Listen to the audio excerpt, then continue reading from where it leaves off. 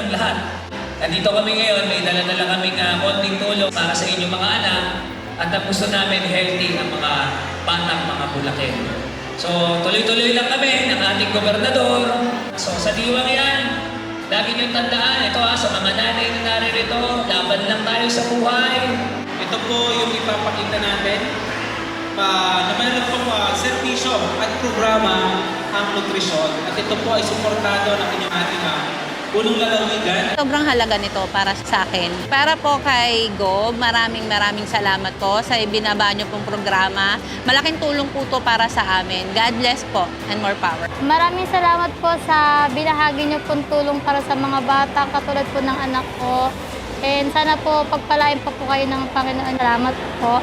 Sana itong maliit na tulong ay maramdaman ng ating mga kababayan. Nandito lang ang pamahalaan na laging tumutulong at gumagabay sa ating mga kababayan.